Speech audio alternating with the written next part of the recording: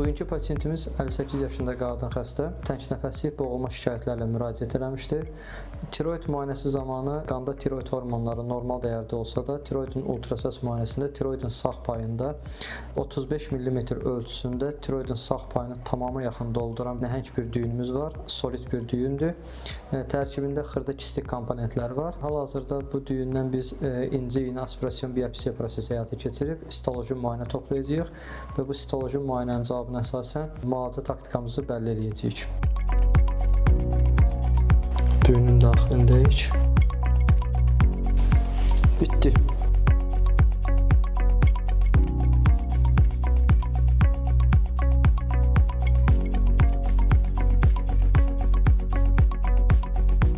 Bugünkü biopsiya prosesimizi yekunlaşdırdıq. Tiroidin sağ payından 4 sm ölçüdən bir biopsiya götürdük. Bu cür düyünlərdə biopsiya qızıl standartdır bizim üçün. Patoloji müayinənin cavabına əsasən müalicəmizi təyin edəcəyik.